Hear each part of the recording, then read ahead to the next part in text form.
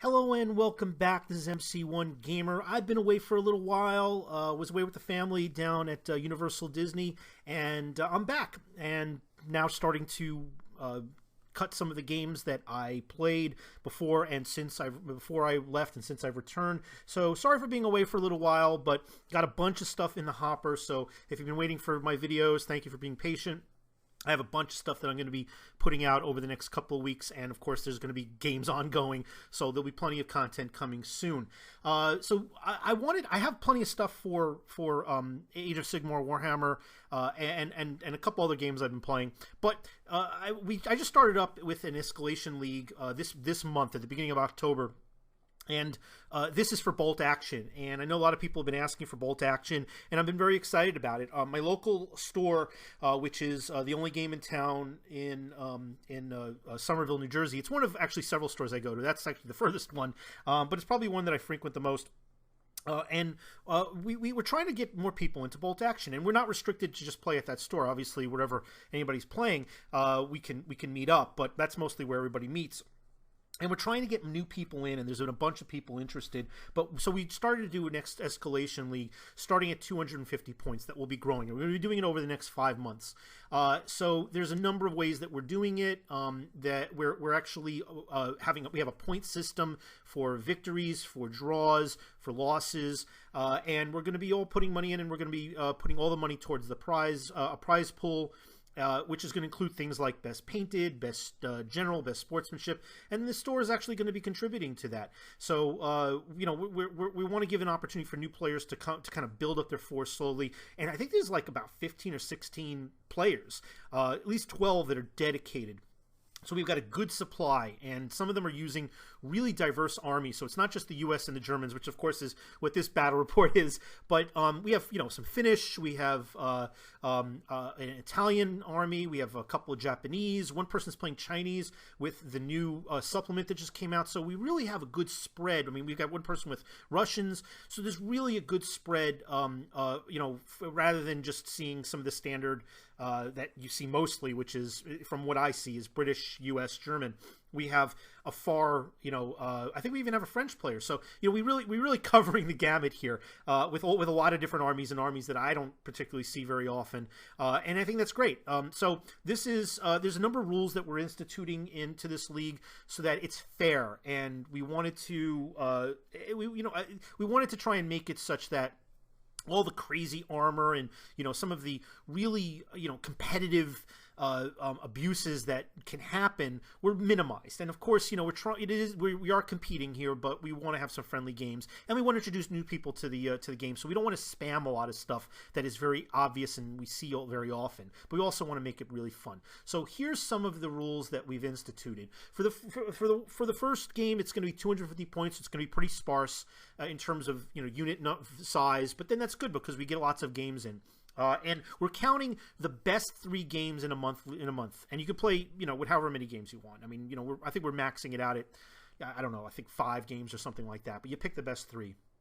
And each month, each round, we're going to be adding another 250 points, and we're really encouraging for people to start painting. So I've actually really made an effort to put some more paint on my armies, and my U.S. army is complete as it stands right now in terms of what I want, but I'm actually completing them in terms of paint. So the theater selector is very early war, save for the U.S., which didn't get into the war until further in.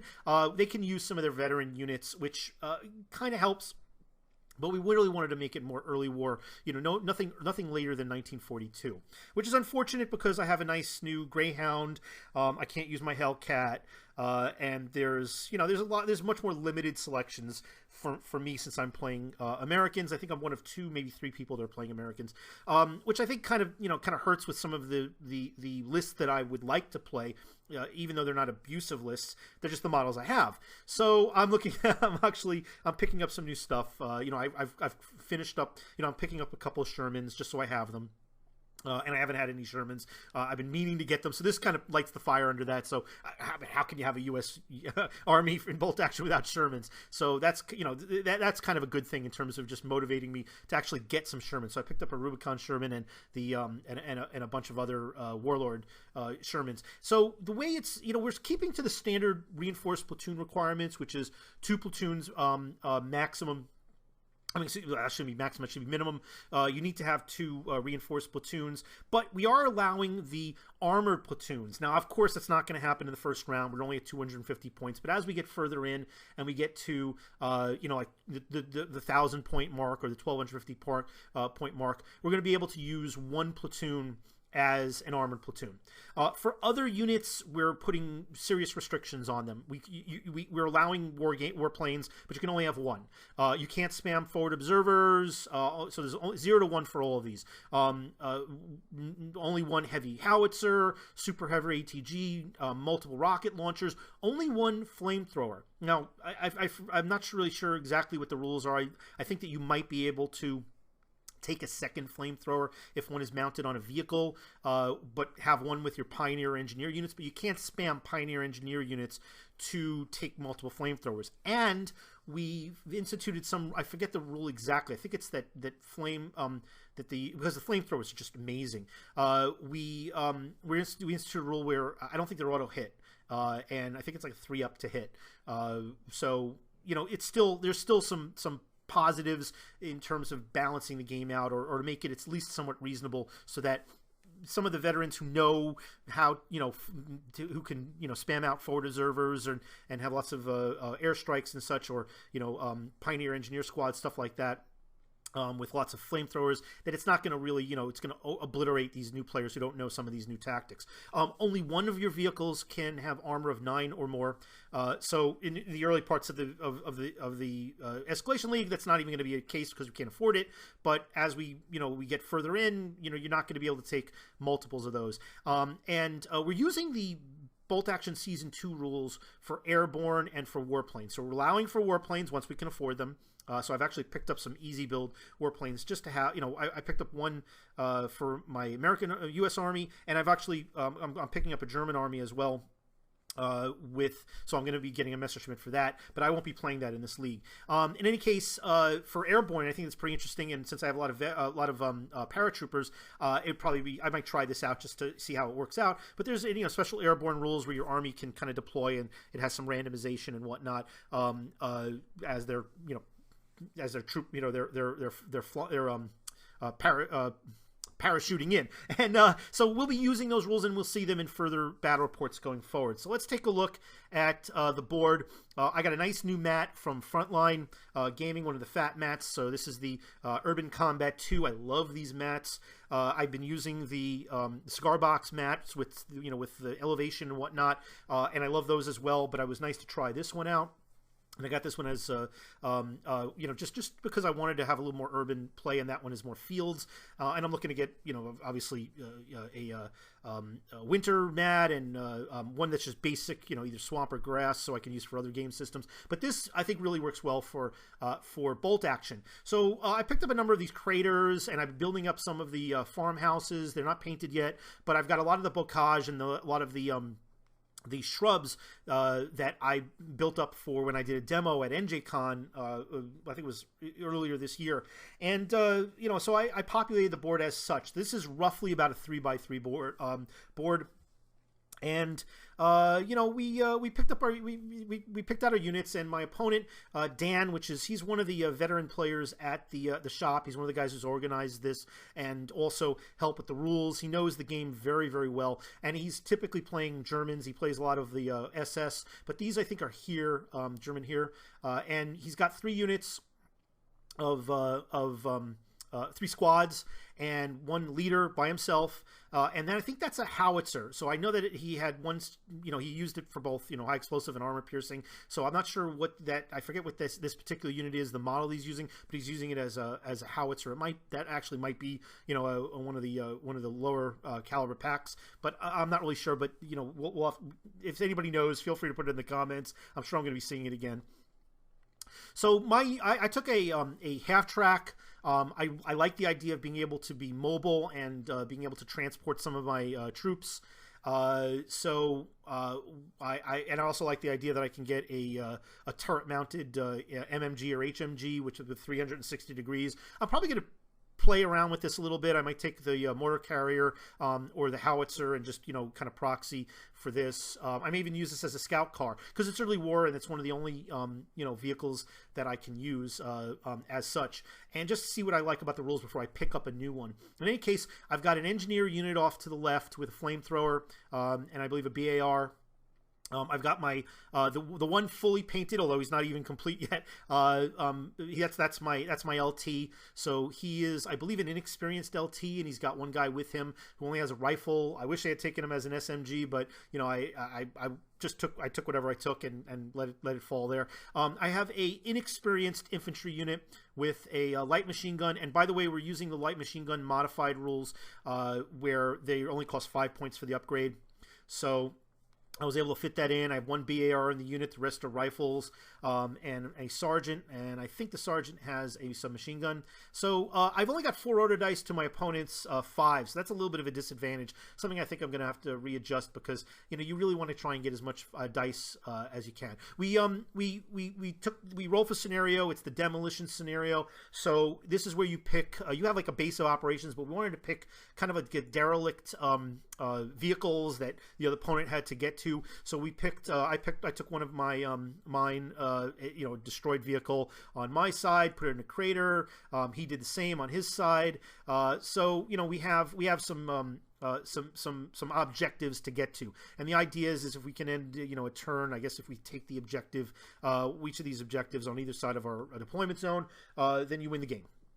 So first, we deploy. I think we were only supposed to be deploying half or one unit initially, and the rest had to come on the board with leadership checks. So I deployed, and I think it was half your army or 2 units. I forget exactly which, but I deployed my half track with the engineer unit. I wanted to try and get that flamethrower up there. I still have yet to successfully get my flamethrower used in a game. I get the flamethrower, the engineers up there, and they usually get destroyed before that flamethrower gets, and rightly so. People should definitely fear it. But I wanted to try and get it mobile so I can move these guys up and then disembark. It's certainly something that I've been trying to get into play, and we'll see how it turns out. But it's certainly something I'm going to be trying again in future games. Just trying to get those engineers as close and as further up, depending on what the scenario is, as possible.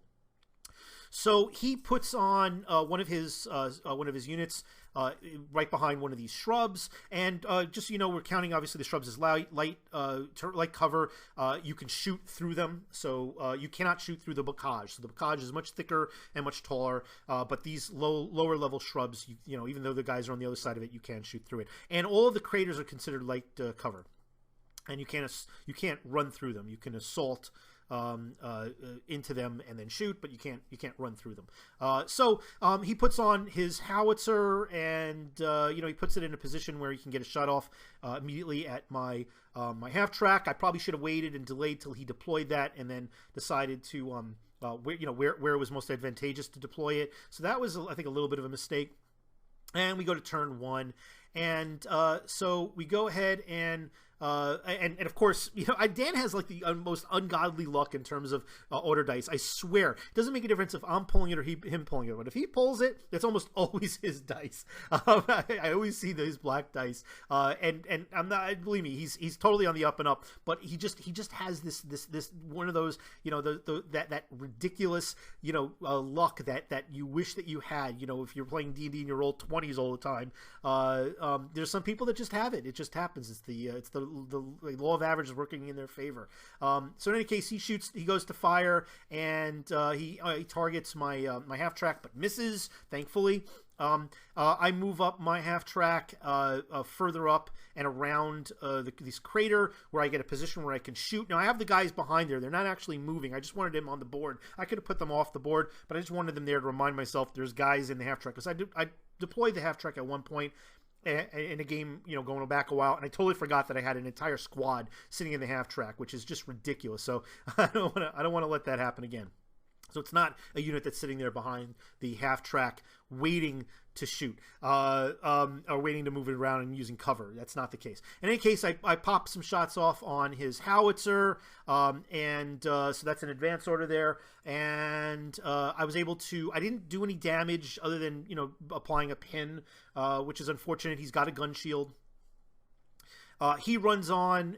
He runs in the unit that he initially deployed. His one of his squads to try and get to one of the craters more in the center part of the board, trying to scooch around, distract me a little bit, so he can get to the to his objective. I advance. I pull out the engineer squad and move him into these ruins, not everybody here can take some shots. I have a BAR and I think a rifle that was able to take some shots at his but they missed. So we go to round 2. We don't have anything else on the board yet, and I go ahead and try and shoot some stuff at his howitzer, and I was able to get another pin, but I don't take off any more casualties, unfortunately. He tries to bring on a unit of another one of his squads, and they fail their check, so they have to take a down order. They're still off the board. I run on the infantry. I have an inexperienced infantry unit, and I moved the light machine gunner and one of these guys up to the top here. A mistake, I think, a little bit. There was really no reason to do that. I could have done that in the second turn, where I could have kept these guys where they wouldn't be able to be seen. They're behind this bocage, which is pretty thick. But I was thinking, I didn't want to take the minus to for the move and fire in the next turn, so I was willing to take a chance that I'm behind this cover here, that he probably wouldn't be able to get me. He would probably be at long range, move and fire, so he'd be -1, and he would have he'd incur the penalties with the cover. What I forgot though is that in many cases, especially with certain weapons, my U.S. Army have that that move and fire ability where they don't have that -1. I forgot that the entire game, so I'm gonna have to remember that for next time. So this this was a not the smartest tactic. I probably should have just ran them in there, hid them, and then moved these guys up. But we'll see how that turns out. He shoots again with his howitzer at my half track. It is against my forward arc, but which is a 7+ armor, but he misses, fortunately. He's able to get one of his pins off because he passed a morale check. I go and I move up I'm going for broke here with these guys. I really want to take out this howitzer. It's the biggest challenge to my half track right now, because he doesn't have any other forces really on this side of the board that can mess with my half track. And I'm concerned that he's going to get a unit that's going to be closest to my half track at the end of the turn. In which case, the rule, as I understand it, is that it's destroyed if everybody's disembarked. If there's nobody occupying the half track. If there's an enemy unit that's closer to any friendly units to that half track, it's destroyed. And I don't want to take a chance with that. So I move these guys out, and I'm trying to get my flamethrower as close as possible, and everybody who could shoot flubs. And again, this is probably indicative of the fact that I forgot also that a lot of these guys can move and not incur a penalty for movement. At least the ones with Garands, standard rifles. He tries to get a second unit of his infantry squads on. They also fail morale. They really don't want to get into the fight here, so definitely early war. But he's able to get on his LT, who moves in. I run in my LT who comes on board, and get them more towards the center of the board, just in case I start incurring any pins, so they can help out. He advances with his this center squad. He was going to go for the crater, but he decides to go for these ruins. Opens fire on the light machine gun unit in the at the second story of the ruins on my side, but misses, thankfully. Actually, no. Wait, my apologies. He does not miss. He incurs a pin on my unit, and I lose one guy. So I take one guy from the bottom. Excuse me. So that was, there's this disadvantage there. I probably should have thought about that, and I will learn for the future. So turn 3, he of course gets the first die. I think he's done that every turn.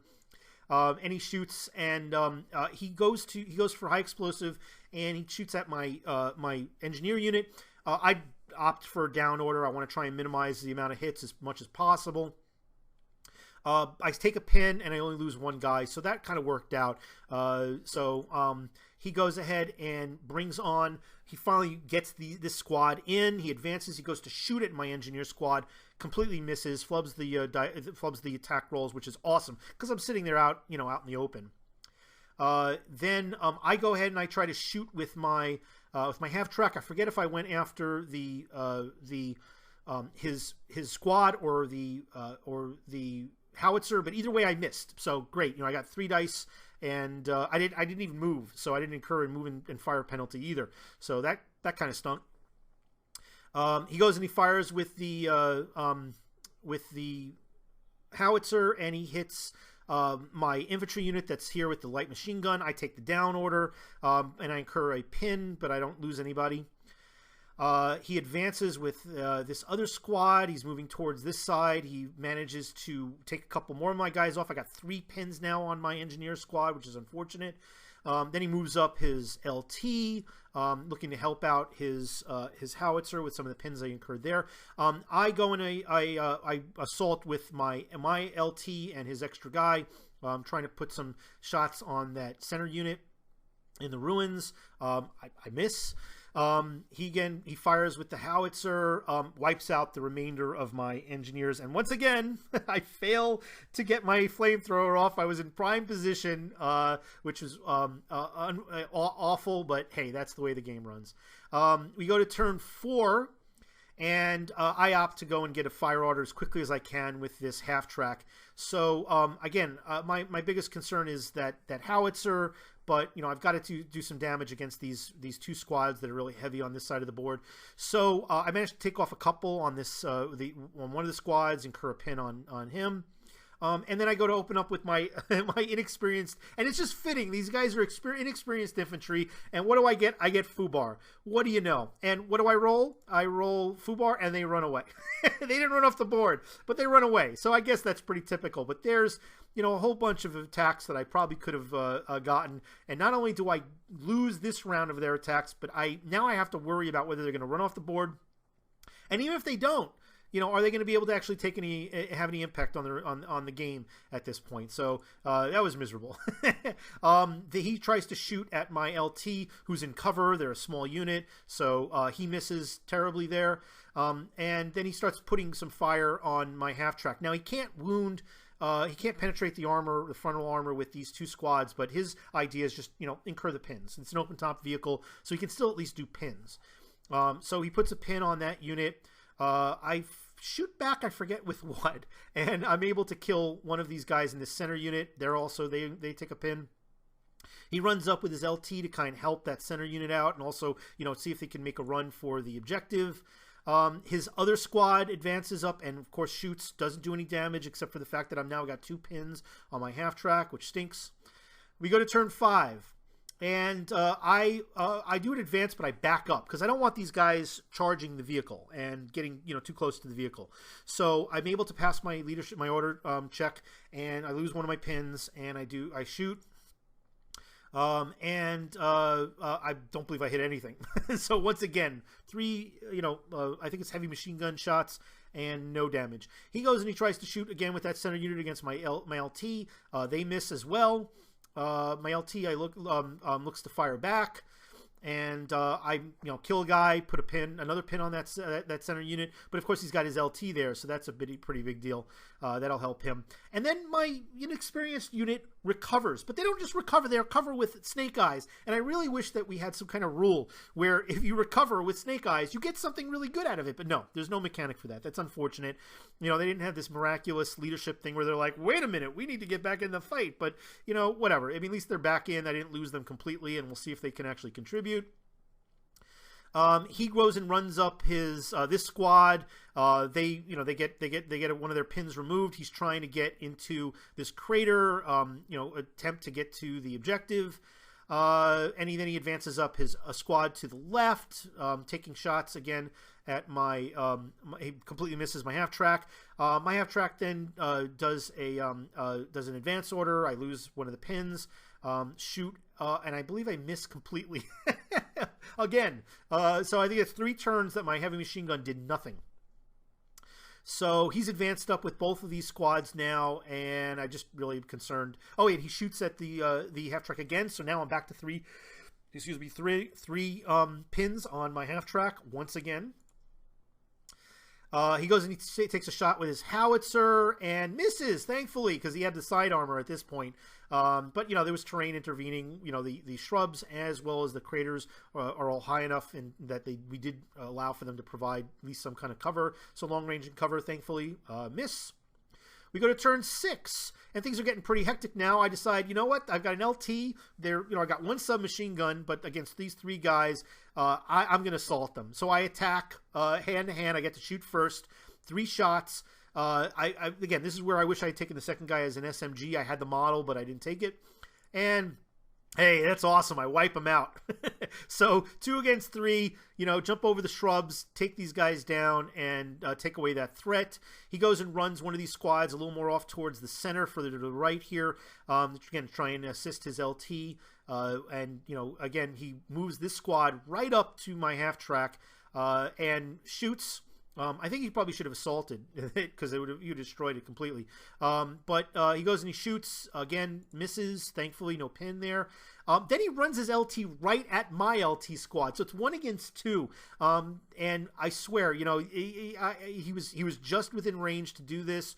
And I'm like, you know what? That's fine. You know, I'm gonna have one guy survive. You know, I'll trade it off. I wiped out those other guys, but no, he kills him right off. He just comes right up and you know, I guess pistol to the head for both of those dudes. Unfortunately, takes a shot with his howitzer, hits my half track, doesn't destroy it, but gets a stunned result. So I automatically get a down order. And I think 2 extra pins, which really stinks. So now this half track's in deep trouble, and he's got it. There's a unit clearly within, in my opinion, within charge range of it. And you know, this recovered unit here, I assault, and this LT is in deep trouble. I mean, look at these. Look at how many guys here with guns that get to shoot at his LT. So I wipe it out, wipe out his LT. So we're just trading. You know, this is carnage, casualties. We go for a turn 7, and we don't get it. So that's the game. It was a draw. It was a fun game. It was a quick game, and you know, for the first series of games, again, I get to pick the top 3. We're gonna have, you know, more games to come, and we'll see how that turns out. But you know, I'll have more options to get some victories, and you know, obviously there's more points for each victory versus losses. But you know, look out for more of this. I have I have a bunch of Age of Sigmar games that I'm just waiting to do audio for, that are going to come, but there's a bunch of these, and you're going to see much more of these. Got another game night coming up this week, so I've got, you know, about a half a dozen games that I'll be cutting, you know, within the next week, that I'll start, you know, introducing, and you'll see much more bolt action, and against different armies, which is nice. It won't be just some of the standard stuff that I've been playing, which is, again, Americans versus Germans, which is great. That's, you know, that's the classic matchup for, you know, the Americans. I mean, they're not exact, you know, except for maybe Japanese, but in terms of the army that I built, which is mainly for Europe. But we'll see, you know, how they stack up against the Finnish, against the Italians, and we'll see, you know, how they how some of these other armies that I haven't played against, you know, how they work with some of their special rules and some of their units. So again, hope you enjoyed it. You know, please feel free to like, comment, subscribe. I'm also on Twitter, so feel free to follow me there, and I've got a Patreon. So so if you're interested in supporting this, you know, I'm going to have some giveaways, and I have you know, everything I get from Patreon is towards more materials to put on the table, to get more, to try and get to some shows eventually, and just to try and improve the quality of the production. So I'm certainly welcoming any kind of feedback or any suggestions that anybody has, and thank you very much for tuning in. Have a great day.